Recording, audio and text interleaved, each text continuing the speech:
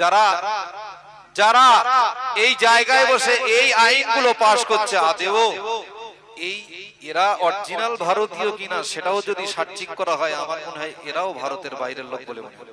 তার কারণ এরা যদি ইংরেজদের, যদি ব্রিটিশদের দালাল না হতো, এদের জন্ম যদি ইংল্যান্ডে না হতো, এদের জন্ম যদি ভারতের বাইরে না হতো, ভারতবর্ষের মুসলমানদের মসজিদ আর মাদ্রাসার কবরস্থানের কাগজপত্র চাওয়ার জন্য ডিএমকে বিএলআর দিয়ে ফিট করতো না।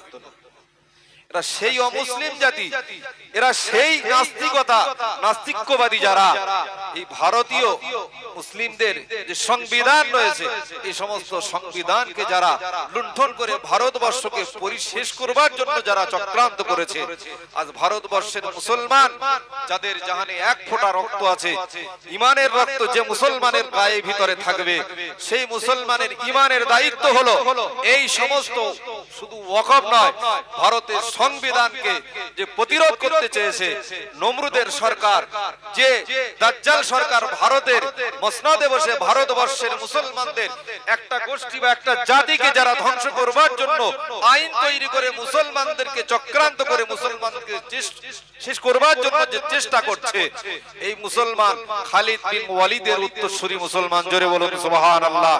এই মুসলমান হলো হযরত উমরের উত্তরসূরি মুসলমান, জোরে বলুন সুবহানাল্লাহ। যে নবীকে আল্লাহ আখিরি নবী করেছেন, ওই নবী একদিন তার সোনার জবানে বলেছেন, মুসলমান ভাইরা আমার, আব্বাজা শুনে রেখে দিন, ও সোনার মালিকেরা, আল্লাহ নবী একদিন সোনার জবানে বললেন, ও আবু সাহাবীরা শুনে রেখে দাও, আমি রাসূলুল্লাহ সাল্লাল্লাহু আলাইহি ওয়াসাল্লাম দুনিয়ার জমিনে সারা জীবন বেঁচে থাকবো না, আমিও দুনিয়া থেকে বিদায় হয়ে যাব, আমার সর্বজীবন যেন আমি দুনিয়াতে থাকতে পারবো না, আমি মুহাম্মদুর রাসূলুল্লাহ, আমি একদিন দুনিয়া থেকে চলে যাব বাবা, আমি মুহাম্মদুর রাসূলুল্লাহ, আল্লাহ পাক আমাকে দুনিয়ার জমিনে শেষ নবী করে পাঠিয়েছে, আমার পরে আর কোনো নবী হবে না, লাকানা উমারু নবিয়া, আমি রাসূলুল্লাহ, আমার পরে যদি কোনো নবী হয়, আমার পরে নবী হওয়ার যোগ্যতা একমাত্র আমার সাহাবী হযরতে ওমরের, মাত্র ওমরের ভিতরে আছে, জোরে বলুন সুবহানাল্লাহ। একটু তাকবীর দেন, নারে তাকবীর, একটু আওয়াজ দেন, নারে তাকবীর। আওয়াজ এরকম হবে, খালিদ বিন ওয়ালিদের উত্তরসূরি মুসলমানদের আওয়াজ, মুসলমানদের রোমানদের সৈন্য সংখ্যা 1 লক্ষের অধিক, মুসলমানদের সৈন্য সংখ্যা মাত্র 3300। সেই রোমানদের বিরুদ্ধে মুসলমানরা যুদ্ধ করে 3000 সৈন্য নিয়ে মুসলমানরা সেই রোমানদের বিরুদ্ধে মুসলমানরা জয়লাভ করেছিল, সেই মুসলমানের উত্তরসূরি আমরা, জোরে বলুন সুবহানাল্লাহ। আমাদের আওয়াজ আস্তে দিলে হবে না, জোরে দিতে হবে, বলে একটু আস্তে দেবেন তো নাকি?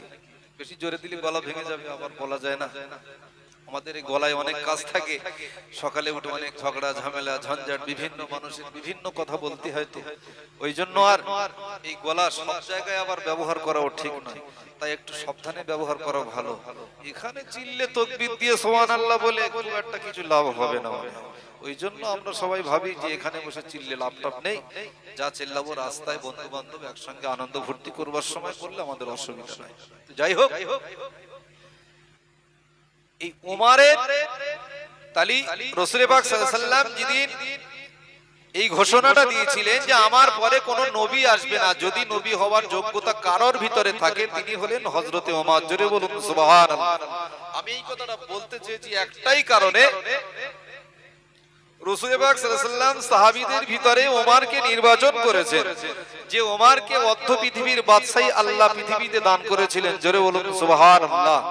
আর সেই ওমরের গোত্রী ওমরের উত্তরসূরি হিসাবে আমরা মুসলমান সেই নবীর উম্মত, ওমর যে রাসূলের উম্মত, আমরাও সেই নবীর উম্মত। আলী ওমরের মর্যাদাটা রাসূলের কাছে, আল্লাহর কাছে, আল্লাহর প্রিয় হবে অনেক বেশি, আমাদের মর্যাদা ওমরের মতো নয়। আসহাবিকান নুজুম ইক্তাদাইতুম ইহতাদাইতুম, রাসূল বলেছেন পৃথিবীতে কোনো আমার উম্মত যদি আমার কোনো একজন সাহাবীকে অনুসরণ করে, আমি রাসূল বলছি সে যেন আসমানের এই চাঁদ, যে চাঁদ আসমানে উঠে থাকে, যে নক্ষত্র উঠে থাকে, আমার এক একটা সাহাবী এক একটা নক্ষত্রের মতো, যে যেটাকেই ধরবে সে আমি রাসূলকেই পেয়ে যাবে। জোরে বলুন সুবহানাল্লাহ। তাই পৃথিবীতে আমরা আজ ওয়াজ কি করব, বহু কথা মনে পড়ে যায়, বহু কথা। সব কথাগুলো আজকে সমাজের কাছে বলতে অবশ্যই তাদের জানানো দরকার এবং জানতে হবে, জানাটা উচিত। আজ আমরা মুসলমান ইসলামের কাছে আত্মসমর্পণ না করে, মুসলমানদের ধর্মীয় প্রতিষ্ঠানের কাছে আত্মসমর্পণ না করে, আজ মুসলমানরা আত্মসমর্পণ করেছে বেধর্মীদের কাছে। মুসলমান ভাইরা শুনে রেখে দিন, আল্লাহ পাক পবিত্র কোরআনে বললেন, ইয়া আইয়ুহাল্লাযীনা আমানু লা তাত্তাখিযুল ইয়াহুদা ওয়ান নাসারা আউলিয়া ওয়া মা দুনিয়ার ইমানদার। আল্লাহ পাকের বান্দা বান্দীরা যারা ইমানদার, ঈমান এনেছে, ইমানদার মানুষের জন্য আল্লাহ পাক রব্বুল আলামিন পৃথিবীর জমিনে কোন ইহুদি নাসারা, কোন গায়ের কাম, কোন বেজাতিদেরকে বন্ধু রূপে গ্রহণ করতে পারবে না। যদি তাদেরকে বন্ধু এবং আত্মীয় হিসাবে ব্যবহার করে, আল্লাহ পাক রব্বুল আলামিন ওই সমস্ত উম্মতের উপরে একের পর এক গজব নাযিল করে ওই উম্মতদেরকে আল্লাহ পাক সংশোধন করবার জন্য যুগে যুগে যুগে যুগে যখন রাসূল নবী পাঠিয়েছিলেন, আল্লাহ পাকের একদল আলেম বান্দারা তারা দুনিয়ার জমিনে ঈমানদারদের ঈমানকে পরিচিত করবার জন্য, ঈমানদারকে সঠিক রাস্তা দেখাবার জন্য, নবী রাসূলদের পথ বন্ধ হয়ে যাওয়ার পরে আল্লাহ নবীর এক শ্রেণীর যে সমস্ত আলেম থাকবে, এই সমস্ত আলেম সমাজের দায়িত্বশীল ব্যক্তি যারা, এই দায়িত্বশীল ব্যক্তিগুলো তাদেরকে ফিরিয়ে এনে আবার ইসলামের ছায়া তলে নিয়ে চলে আসবে। জোরে বলুন সুবহানাল্লাহ। এখন বন্ধু যদি ইহুদিরা হয়, সে কিভাবে ফিরবে? সন্ধ্যেবেলা বসে আড্ডা, ইয়ার্কি, কথাবার্তা, আমাদের সমস্ত বন্ধু সব তো ইহুদি।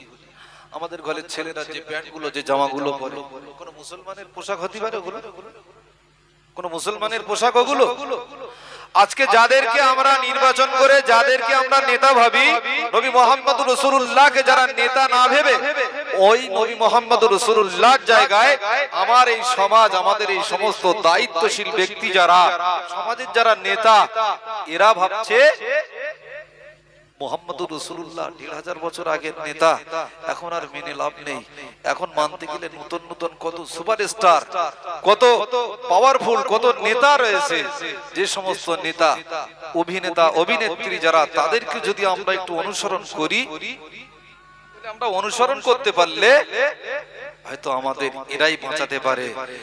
আমাদেরকে এটা বোঝা দরকার ছিল, যার পিছনে ছুটছি আর যারকে নেতা নির্বাচন করেছি, সে নেতার কতটা নেতা হওয়ার যোগ্যতা রয়েছে সেটাও আমাদের জানা দরকার ছিল। আসলে আমরা যখনই যার কাছেই সুযোগ পাই তার কাছেই ছুটি। আসলে আমরা ছুটি তার কারণ হলো আমরা মূর্খতা। আসলে আমরা মূর্খতাই, আমরা মূর্খ সমাজে বাস করে সমাজ শিক্ষিত হওয়ার চেষ্টা করলে আমি মূর্খের মতো থেকে, মূর্খের জায়গায় থেকে আমি মূর্খ হয়ে মরতে চাই। শিক্ষিত সমাজে থেকে একজন ভালো মানুষের সঙ্গী হিসাবে একজন শিক্ষিত মানুষ। রাসূল ১৫০০ বছর আগে রাসূলের কথা সবার মানা যায়? রাসূল যা বলেছে, রাসূল বলেছে মেয়েদের দোকান চালানো যাবে না, কিন্তু এখন বিয়ে করে যদি দোকানে মহিলাদের না বসানি আসে, দোকান চলবে? আর যে দোকানে মেয়েরা বসে না ও দোকান চলে ভালো? এই দেখেন কথা বলে, সে দোকান ভালো চলে না। আচ্ছা, যে দোকানে মহিলা বসে না সে দোকান যদি ভালো না চলে, তাহলে সে লোকের ব্যবসা, সে লোকের তো বাচ্চা কাচ্চা, সংসার সব আছে।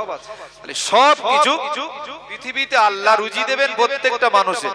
তো মুহাম্মদ সাল্লাল্লাহু আলাইহি ওয়াসাল্লামকে মেনে যদি আমার রুজি 10 টাকা হয়, আর যদি আমার স্ত্রী, আমার ওয়াইফ, এই কিয়ামতের আলামতের ভিতরে এই যে নারীদের দিয়ে ব্যবসা চালানো, এটা কিয়ামতের আলামত।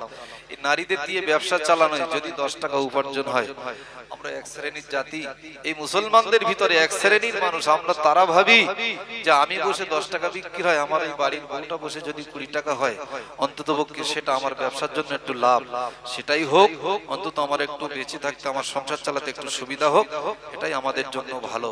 আমরা এটাই ভাবি। বর্তমান সমাজে নিজেদের লাভ্যাংশটা বুঝে নেওয়ার জন্য চেষ্টা করি। বর্তমান সমাজে আমাদের ইসলাম বিসর্জন চলে যাক, কবরস্থান চলে যাক, মসজিদ চলে যাক। আসলে মসজিদ চলে যাক কারে? এই রমজান মাসে বিরাট একটা মসজিদে ভিড় ছিল, ছিল না ছিল না বলে?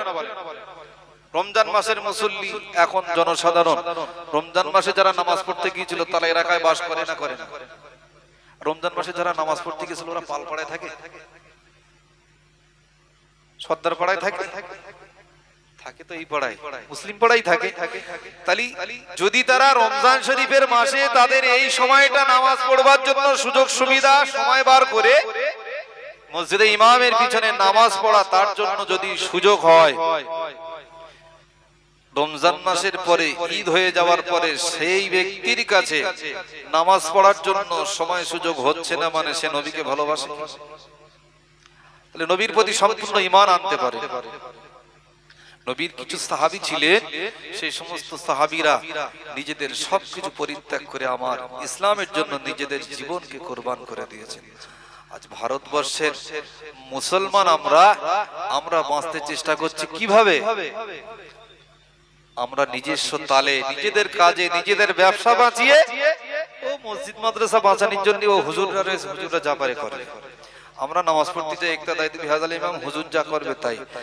আমার বাপও কবরে শুয়ে আছে, হুজুরির বাপও শুয়ে আছে, আর হুজুর যদি কিছু না বলে জনসাধারণ চুপ করে বসে রয়েছে।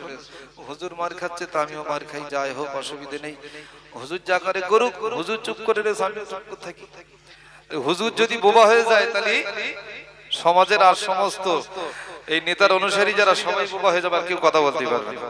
বর্তমান সমাজে বোবা হুজুর বহু ঘুরে বেড়াচ্ছে, বোবার পকেট হুজুর বহু ঘুরে বেড়ায়। এরকম স্টেজে বসে বসে বহু বড় বড় কথা বলে পকেট ভারী করে বাড়ি চলে যাওয়া হুজুর বহু আছে, প্রচুর আছে।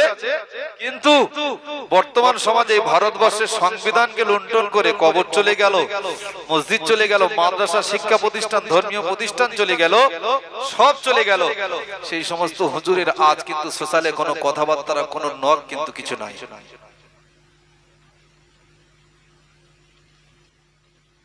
বুঝতে পেরেছেন? একটু তাকবীর দেন, ভাই এসেছেন। নারায়ে তাকবীর, নারায়ে তাকবীর, জোরে হবে না? নারায়ে তাকবীর। সিলসিলায়ে হক মুজাদ্দিদে জামান, সিলসিলায়ে হক মুজাদ্দিদে জামান, মহান ইসালে সাওয়া, নারায়ে তাকবীর। ভাই এসছে, অযথা কথাবার্তা ইতি বিক্ষিপ্ত অনেকটা কথাই বললাম। আমার সংবিধানের কিছু বিষয় আরো বলার ছিল, যাই হোক সময় না থাকার কারণে সীমিত সময়ের জন্য সবকিছু বলে ওঠাও সম্ভব নয়। দোয়া করবেন আল্লাহ আমাদেরকে বলবার, জানবার, শুনবার থেকে বেশি বেশি আমল করার তৌফিক